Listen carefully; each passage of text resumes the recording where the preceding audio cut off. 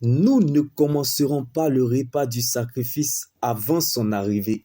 Est-ce que je parle à un David dans ce jour? Dans le livre de 1 Samuel 16, verset 11, Dieu n'arrangera pas, mais il s'arrangera à ton sujet. Bien-aimé, non pas parce que tu as raison, mais parce que tu es sa raison.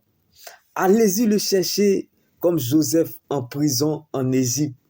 Bien-aimé, ce n'est pas Joseph qui a eu besoin du gouvernement, mais c'est le gouvernement qui a eu besoin de Joseph. Oui, bien-aimé, car Joseph était oublié en prison, mais la louange ne l'a pas abandonné. Joseph était dans la prison, mais la promesse de Dieu n'était pas dans la prison. Joseph était en prison, mais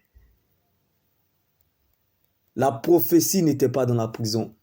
Ce n'est pas la naturalisation qui a fait sortir Joseph de la prison. Ce n'est pas les diplômes qui ont conduit Joseph au palais. Ce n'est pas les relations ou les membres qui étaient dans la liste de contacts de Joseph qui l'ont conduit à la royauté, mais plutôt la vie de Dieu qui est en lui. Alors, quel que soit le capital vie de Dieu qui est en toi, oui, quelle que soit la vieillesse de ta situation, le capital vie de Dieu qui est en toi te rassurera coûte que coûte. Jusqu'au bout, tu y arriveras.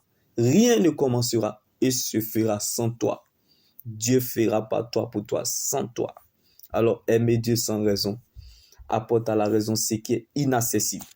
Je ne sais pas pour toi, mais Élisabeth, dans sa stérilité, ne savait pas qu'elle allait enfanter son Jean-Baptiste. Et pourtant, Jésus fut baptisé par Jean. Donc, ne regarde pas à la parole de ta situation, mais regarde plutôt à ce qu'il t'a dit. Rien ne commencera et se fera sans toi. Je parle à un Jean-Baptiste en ce jour. Car Dieu n'abandonnera jamais.